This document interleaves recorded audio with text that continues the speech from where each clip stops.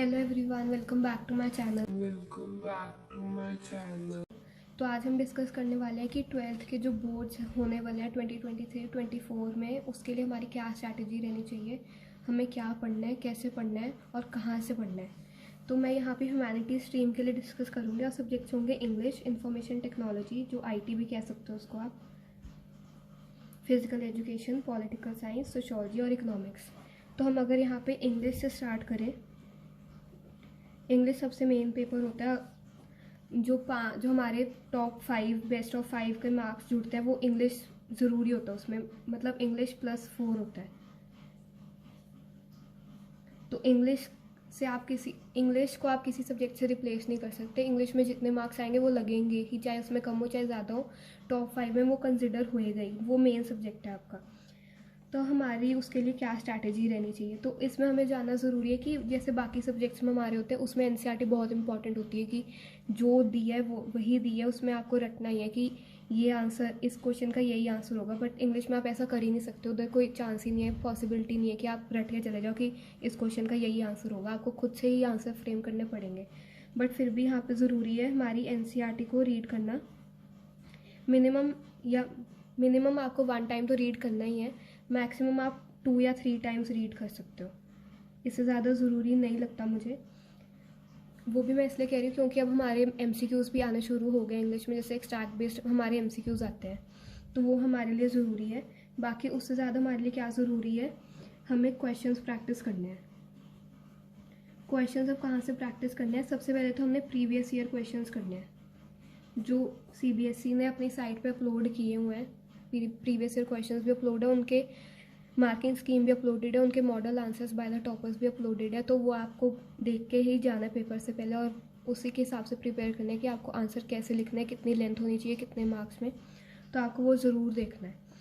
और फिर आपको सैम्पल पेपर्स भी प्रैक्टिस करने हैं। एक तो इस साल की सैम्पल पेपर्स तो ज़रूरी करने हैं, पैटर्न आपको पता लग जाएगा उससे।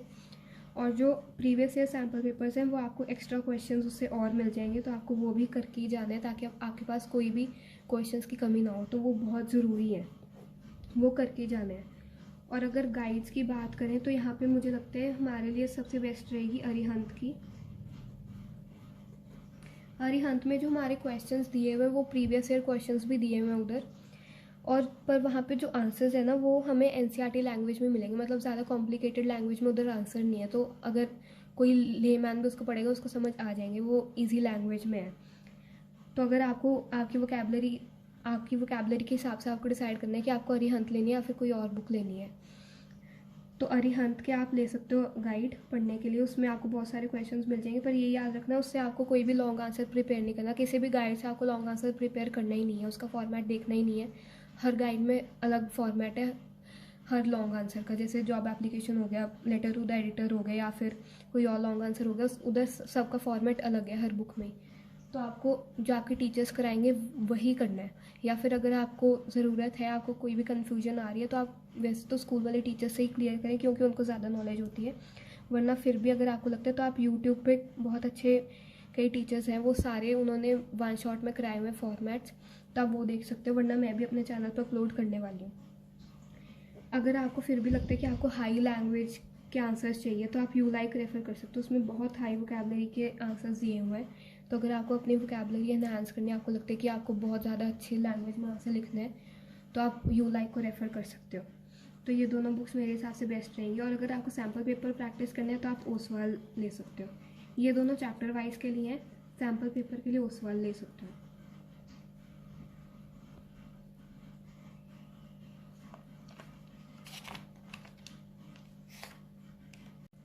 जो नेक्स्ट हमारी इंग्लिश में चीज़ ज़रूरी आ जाती है वो होती है रीडिंग कॉम्प्रीहेंशन। 20 मार्क्स की आती है, और अब वो वाला हिसाब नहीं रह गया कि आप पैसेज में से ही आंसर लिखो और चेप लिया, वो हो ही नहीं सकता क्योंकि CBSE बहुत कॉम्प्रीहेंसिव वे में पूछता है। वो अब सच्ची में रीडिंग कॉम्प्रीहेंशन हो गया, आपको कॉम्प्रीहेंड करना है पूरा पैसेज और अपने हिसाब से आंसर बनाना है। आप सीधा चेप दोगे आपको मार्क्स नहीं मिलेंगे। तो वो आपको, अगर आपको बहुत ही उसमें अच्छा करना है परफॉर्म, तो आप रोज़ का एक कॉम्प्रीहेंशन उठा लो और उसको प्रैक्टिस करो। डेली आपको एक प्रैक्टिस करना है, तो उससे आपके चांसेस बहुत कम हो जाएंगे कि आप कोई भी मिस्टेक करके आओगे। Moving on to next subject, information technology. अब इसमें क्या है ना, हमारे पास कहीं भी मटेरियल ही नहीं है, इसकी कोई बुक ही नहीं आती, कोई गाइड नहीं आती, कोई बुक एनसीईआरटी पब्लिश नहीं हुई मार्केट में, कोई यूट्यूब पे नहीं है, कुछ गूगल पे नहीं है, बहुत ही कम लोग हैं जो डालते हैं। तो आपको इसमें खुद से ही सब कुछ प्रिपेयर करना पड़ेगा। तो एक तो सीबीएसई ने अपनी साइट पे डाली हुई है इंफॉर्मेशन टेक्नोलॉजी की हैंडबुक, प्लस एक और हैंडबुक आती है वो एंटरप्रेन्योर स्किल्स की, वो भी करके जाने, ये दोनों पूछे जाते हैं। तो ये दोनों जब आप कर लोगे, जो हैंडबुक है ये आपको बहुत डिटेल में पता होनी चाहिए, आपको लाइन टू लाइन पता होना चाहिए, एक भी वर्ड वहाँ पे आगा आपको वो पता होना चाहिए। सीबीएसई वही एग्जैक्ट पूछ लेता है, कुछ एग्जांपल दिए तो सीबीएसई वही एग्जैक्ट एग्जांपल उठा के पूछ लेता है कि इसको बताओ, या उसमें से कुछ एरर फाइंडिंग दे देगा कि एरर फाइंड करो, या फिर कोड लिखने को बोल देगा। वही तो आपको पता होना चाहिए, आपको एनसीईआरटी थरो होनी चाहिए बिल्कुल कि क्या लिखा है, और उसका मीनिंग भी कॉम्प्रीहेंड करना आना चाहिए आपको। प्लस जो आपके टीचर्स कराएंगी वो आपको एक्सप्लेनेशन के लिए बहुत ज़रूरी है, तो आपको टीचर्स को अच्छे से समझना है, टीचर क्या बोल रहे हैं, कुछ भी डाउट हो तो टीचर से क्लियर कर लो। प्लस आपको अपने लैपटॉप्स में या कंप्यूटर जो भी आपके पास है, पीसी वगैरह, उधर आप जावा और डीबीएमएस डाउनलोड करके उधर आपको प्रैक्टिकल करना ही करना है, वरना आपको बहुत मुश्किल आएगा समझने में कि क्या कुछ भी कोड चल रहा है तो वो कैसे चल रहा है, क्या टेबल बन रहा है, क्या डाटाबेस बन रहा है, तो आपको समझ ही नहीं आएगा। वरना कुछ भी आपको डाउट होता है तो उधर ही परफॉर्म करके देखो कि ये कोड चल रहा है या नहीं चल रहा, वरना अगर आप एग्ज़ाम में गलत लिख के आओगे, आप उधर बोल नहीं सकते कि हाँ ये तो हमने लिखा था तो ये ठीक है। आप ऐसे कह ही नहीं सकते कि टीचर ने कराया था तो यही होगा। आपको अपने लैपटॉप में परफॉर्म करके देखना है कि ये कोड चलता है या नहीं चलता है, तो आपको उस हिसाब से करना है। बहुत ज़रूरी है ये आपको इंस्टॉल करना, प्रैक्टिकल एग्जाम्पल करना, और जब आपके प्रैक्टिकल्स भी होंगे, वाइवा होंगे, तो आपको वहाँ करके दिखाना पड़ेगा उनको। तो अगर आप घर पे प्रैक्टिस नहीं करोगे तो फिर कुछ नहीं हो सकता। नेक्स्ट हमारा सब्जेक्ट आ जाता है physical education.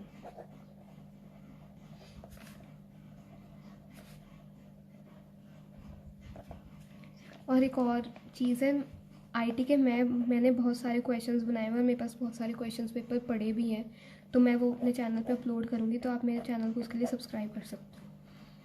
Next physical education पे अगर हम चलें तो फिज़िकल एजुकेशन में भी आईटी जैसा ही है, कोई एनसीईआरटी की आती नहीं है। कई पब्लिशर्स ने बुक पब्लिश की हुई है, पर वो आपको भी अच्छे पब्लिशर की बुक लेनी है कि अच्छा है वो या नहीं है। कईयों ने बहुत डिटेल में पब्लिश की हुई है, कईयों ने बहुत ही मिनिमल पब्लिश की हुई है, कुछ भी ऐसी लिख दी है, तो आपको देख के लेना है। आपको जो स्कूल रिकमेंड करता है सबसे पहले वो बुक पढ़ लो, बट उसके बाद एक बहुत ज़रूरी चीज़ है, सीबीएसई ने अपनी साइट पे हैंडबुक डाली हुई है। ये मैंने बहुत सारे क्वेश्चन पेपर में देखा, इस बारी भी हुआ था। सीबीएसई डायरेक्ट हैंडबुक में से एमसीक्यू उठा लेता है, आपकी हैंडबुक में बहुत सारे एमसीक्यूज दिए हुए हैं, वो डायरेक्ट उठा लेता है और वो पूछ लेता है, उधर आंसर भी नहीं दिए हुए उसके, तो आपको वो आंसर खुद ही सर्च करके खुद ही बताने हैं, तो सीबीएसई वही पूछ लेता है। तो वहाँ पे अगर आप हैंडबुक पूरी नहीं भी पढ़ पा रहे हो, आप स्कूल वाली बुक ही पढ़ रहे हो जो आपके स्कूल वालों ने बताई है, तो भी ठीक है, बट आपको इसके एमसीक्यूज तो बिल्कुल स्किप ही नहीं करने हैं। और अगर हो सके तो एक दो बार हैंडबुक की भी रीडिंग मार लो। वैसे मैं प्रेफर करूँगी अच्छे से हैंडबुक आपको पता होनी चाहिए, अगर आपको बिल्कुल भी कोई चांस नहीं छोड़ना है, कोई भी डर अपने मन में छोड़ना नहीं है कि कुछ भी बाहर से आ गया तो बहुत बार हम पेपर देने बैठते हैं और हमें लगता है यार ये तो बाहर से आ गया, बाहर से नहीं आया होता, वो हैंडबुक में से होता है, बच्चों को पता ही नहीं होता सीबीएसई ने हैंडबुक भी डाली हुई है, तो वो ऐसे ही चले जाते हैं और सोचते हैं फिजिकल एजुकेशन ही तो है, इसमें तो सबके नंबर आ जाते हैं, सब पास होते हैं। ऐसा नहीं होता, उल्टा इसमें और मुश्किल हो जाता है, क्योंकि हमारे पास बुक नहीं है और सीबीएसई हैंडबुक में से डाल देता है। तो इसके एमसीक्यूज़ बहुत ज़रूरी हैं, मैं अपने चैनल पे भी ये करवाने वाली हूँ। और आपको स्कूल की बुक तो पढ़ के जानी है जो स्कूल वालों ने बताई है। और भी ज़रूरी चीज़ें, हमने प्रीवियस ईयर क्वेश्चंस करने हैं, ये हर सब्जेक्ट में ही करने हैं, आईटी हो गया, इंग्लिश हो गया, पॉलिटिकल साइंस, सोशियोलॉजी, इकोनॉमिक्स, सब में ही करने हैं, और इसके सैम्पल पेपर्स भी करने हैं, ताकि आपको आइडिया हो जाए सीबीएसई कितनी डिटेल में क्या पूछता है। नेक्स्ट हमारे पास सब्जेक्ट आ जाता है इकोनॉमिक्स। इकोनॉमिक्स का यूट्यूब पे भी बहुत अच्छे टीचर्स हैं, वो बहुत अच्छा पढ़ाते हैं, सब कुछ कवर करवा देते हैं, तो आप वहाँ से तो पढ़ ही सकते हो। प्लस अगर कोई बुक लेनी है तो मैं रिकमेंड करूँगी आप संदीप गर्ग ले लो, फॉर मैक्रो। ये बहुत अच्छी बुक है, बहुत अच्छी बुक है। इसमें हर तरह का जो भी कोई क्वेश्चन बन सकता है उसके हर तरह के क्वेश्चन सब दिए हुए हैं, हर कुछ कवर किया हुआ है, हर क्वेश्चन के पार्ट्स कवर किए हुए हैं बहुत अच्छे डिटेल में। अगर किसी बच्चे ने कभी इकोनॉमिक्स पढ़ी नहीं ना, वो ये बुक पढ़ लेगा, उसको समझ आ जाएगा एक बारी में। तो ये बहुत अच्छी बुक है, आपने बिल्कुल ये प्रेफर कर सकते हो आप, इस बेस्ट बुक है। और अगर आपको क्वेश्चंस प्रैक्टिस करने हैं तो आप CBSE के सैम्पल पेपर्स और प्रीवियस ईयर क्वेश्चंस कर सकते हो, करने ही हैं। और आप ओसवाल की बुक ले सकते हो। ये सारी जो गाइड है ये ऑप्शनल है, अगर आपको लगता है आपको बहुत ही प्रैक्टिस करनी है क्वेश्चंस की, आपको बहुत ही अच्छा लगता है तो आप कर सकते हो, वरना आपके लिए बुक्स पढ़ना बहुत अच्छा रहेगा। और बाकी आप CBSE के प्रीवियस ईयर क्वेश्चंस और सैम्पल पेपर कर लोगे तो वो इनफ है।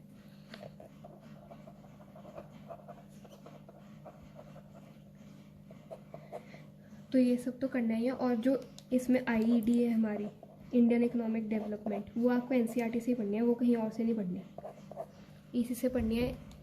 और किसी बुक पे रेफ़र मत करना, चाहे वो किसी भी पब्लिशर की हो, आपको NCERT पढ़नी है। Moving on to next subject, sociology. Sociology में हमें NCERT बहुत अच्छे से पता होनी चाहिए। और इसमें हमारे बॉक्सेस हैं, बॉक्सेस में कई बॉक्सेस बहुत इंपॉर्टेंट है, कई फालतू है, आपको देखना है कि कौन सा बॉक्स इंपॉर्टेंट है। जैसे एक हमारे दिया हुआ है टाइम स्लेवरी का दिया हुआ है, एक अपार्थाइड सिस्टम पे दिया हुआ है, एक हमारे पास आर्टिकल्स दिए हुए हैं, आर्टिकल 29 और 30, और एक RTI एक्ट पे दिया हुआ है। तो ऐसे बॉक्सेस तो पढ़ के ही जाना है, बिल्कुल छोड़ने ही नहीं है। और बाकी जो कोई स्टोरीज़ के बॉक्सेस हैं वो ज़रूरी नहीं है, उसमें से हमारे पास सोर्स बेस्ड क्वेश्चंस आते हैं, जैसे पैसेज बेस्ड हो गए, उसमें से वो आते हैं, तो उनकी इतनी टेंशन की बात नहीं, आप एक बारी रीडिंग ले सकते हो। बाकी NCERT थरो होनी चाहिए। और एक एक लाइन ज़रूरी है, CBSE एक लाइन पैसेज में से उठा लेगा और बोलेगा इसको एक्सप्लेन कर दो। जैसे हमारे में सिविल सोसाइटी का टॉपिक आया था, उन्होंने सिविल सोसाइटी की एक लाइन दे दी और बोल दिया एक्सप्लेन दिस एट लेंथ। तुम्हारी क्लास में बच्चों को आ ही नहीं रहा था कि भाई इसमें लिखना ही क्या है, तो वहाँ पे सिविल सोसाइटी एक्सप्लेन करनी थी। आपको पता होना चाहिए कि आंसर कैसे बनाते हैं, वहाँ पे कंफ्यूज नहीं हो जाना ये तो क्वेश्चन ही कहाँ से आ गया। सिविल सोसाइटी पे क्वेश्चन था, उसकी बस लाइन उठा के उन्होंने और वे में पूछ लिया था। तो NCERT अच्छे से पढ़नी है। बाकी आप बुक्स ओसवाल रेफ़र कर सकते हो सैम्पल पेपर के लिए, कोई गाइड मुझे लगता है सोशियोलॉजी में ज़रूरी है, सैम्पल पेपर के लिए ओसवाल रेफ़र कर सकते हो। बाकी मैंने जितना देखा है सोशियोलॉजी में बहुत सारे प्रीवियस ईयर क्वेश्चन रिपीट हुए थे, तो वो तो ज़रूरी करके जाना, और सैम्पल पेपर्स। नेक्स्ट हमारा लास्ट सब्जेक्ट आ जाता है पॉलिटिकल साइंस।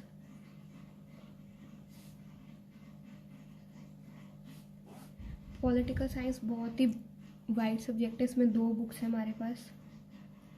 ये आपको थरो होनी चाहिए, आपको हर एक NCERT इंग्लिश को छोड़ के आपको 4 to 5 टाइम्स आपने मिनिमम पढ़ी होनी चाहिए, तो ये तो पढ़नी ही है NCERT। इसमें भी बॉक्सेस दिए हुए हैं, लीडर के बारे में दे दिया या कोई भी एक जापान और एक और कंट्री के बारे में दिया हुआ है, तो वो आपको पता होने चाहिए। CBSE MCQs में पूछ लेते होते हैं कभी कभार, अगर बहुत ही हाई लेवल का पेपर आया हो, कि ये जैसे एक स्कीम्स के बारे में दिया हुआ है हमारे एंड ऑफ बाइपोलैरिटी में, ग्लासनोस्ट और पेरेस्ट्रोइका, तो पूछ लेते होते हैं कि ये किसने दी थी, कब दी थी, कहाँ दी थी, या ये लीडर कहाँ पैदा हुआ था, क्या उसका टेन्योर था, डेट ऑफ बर्थ, ऐसा सब पूछ लेते होते हैं, बट कम चांसेस होते हैं, बट फिर भी पढ़ के जाना।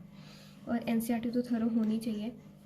बाकी इसमें हमारे पास आते हैं मैप क्वेश्चंस, तो इसमें हमारे जो लीडर्स हैं, कहाँ उनका बर्थ हुआ, या कहाँ पे उन्होंने इलेक्शंस लड़े, या कहाँ से वो जीते, तो वो हमारे लिए बहुत ज़रूरी है, वो करके जाना है।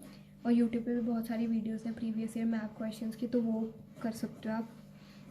और कार्टून बेस्ड क्वेश्चन आते हैं, कार्टून आपकी बुक्स में दिए हुए हैं, उसके नीचे लाइंस दी हुई हैं, वो पढ़ के आपको कॉम्प्रिहेंड करना है कि क्या कार्टून है। जैसे एक श्रीलंका का कार्टून दिया हुआ है सिन्हैलीज और टाइगर्स के बारे में, LTTE, तो वो आपको पढ़ के जाना है। वो CBSE पूछ लेते होते हैं कि ये किसको रिप्रेजेंट कर रहा है, कौन लीडर है, क्या आप बताना चाहते हैं, तो ये सब पूछे तो होते हैं, ये सब करके जाना है। बाकी और भी CBSE को ये 2 बुक्स कम लग रही थी, तो उसने और एडिशनल टॉपिक्स दिए हुए हमें, तो वो भी करके जाना है। उसमें से अभी हमें सोचना कि लॉन्ग आंसर नहीं आ सकता, और आया भी था इस बारी। NDA पे लॉन्ग क्वेश्चन आया था 6 मार्क्स का, पहला ही क्वेश्चन वो था, तो आपको डिटेल में पढ़ के जाना, और ये नहीं कि सीबीएसई ने जितना दे दिया उतना ही पढ़ना है, क्योंकि सीबीएसई ने लिटरली बस एक पैसेज दिया था अपने मटेरियल में, बट 6 मार्क्स में वो क्वेश्चन आया था। तो आपको अपने बिहाफ पे भी पढ़ के जाना है कि ये पढ़ना है, तो एडिशनल टॉपिक्स भी करने हैं। बाकी अगर आपको चैप्टर वाइज प्रिपेयर करना है तो उसके लिए एक सरल की बुक आती है, ये आप रेफ़र कर सकते हो चैप्टर वाइज के लिए। सैम्पल पेपर्स के लिए आप ओसवाल या अरिहंत रेफ़र कर सकते हो सैम्पल पेपर्स के लिए। बाकी सबसे मेन स्ट्रैटेजी हमारी यही रहेगी कि हमें एनसीईआरटी तो पढ़नी है, मिनिमम 4 to 5 टाइम्स हमें पढ़ी होनी चाहिए। हमारे पास अपने नोट्स होने चाहिए, ताकि अगर हमारे पास पेपर में छुट्टी ना हो तो हम वो पढ़ के, नोट्स पढ़ के हम अपना प्रिपेयर कर सकें, क्योंकि 2-3 बुक्स एक दिन में पढ़ना तो पॉसिबल है ही नहीं। तो हमारे पास अपने नोट्स होने चाहिए। जैसे आईटी में इस बारी कोई छुट्टी नहीं थी, तो आपके पास अपने हैंड रिटन नोट्स होने चाहिए, प्लस आपको प्रीवियस ईयर क्वेश्चन टिप्स पे होने चाहिए कि ये क्वेश्चन इस चैप्टर में से आया था, क्योंकि बहुत चांस होता है कि वही रिपीट हो, क्योंकि इतने सालों से सीबीएसई क्वेश्चन दे रहे हैं, तो अब उनके पास भी क्वेश्चन की कमी हो गई है, तो वो रिपीट कर लेते हैं। और सैम्पल पेपर्स करने हैं, बेस्ट है सीबीएसई के सैम्पल पेपर्स ही कर लो। फिर भी अगर आपका ये भी हो जाता है तो आप गाइड्स ले सकते हो। ज़रूरी नहीं, प्रेशर में नहीं आ जाना कि यार मैंने तो गाइड ही नहीं पढ़ी, मेरा तो कुछ नहीं हो सकता। बिना गाइड भी सब कुछ हो सकता है, फुल मार्क्स आ सकते हैं। तो ज़रूरी नहीं है गाइड, ये सिर्फ ऑप्शनल है। बहुत से बच्चे ऐसे होते हैं 5-6 गाइडें ले लेते हैं, एंड तक एक भी नहीं पढ़ी होती है, फिर टेंशन में आता है आप पढ़े कुछ नहीं। तो बेस्ट है आप एनसीईआरटी पढ़ लो, फिर भी एंड में लगे तो आप सैम्पल पेपर के लिए गाइड ले लो। बट फिर भी कोई सब्जेक्ट मुश्किल लग रहा है तो उसकी गाइड लेके चैप्टर वाइज क्वेश्चंस पढ़ लो, एक्सप्लेनेशन पढ़ लो, तो ईजी हो जाएगा आपके लिए। बेस्ट है आप यूट्यूब पे एक्सप्लेनेशन सुन सकते हो अगर आपको कुछ भी दिक्कत आ रही है।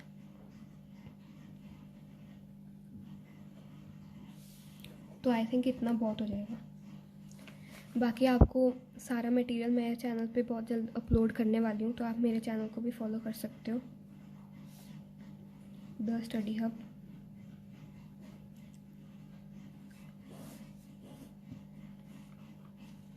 तो आप इस चैनल को फॉलो करके आपको सारा मटेरियल यहाँ पे मिल जाएगा।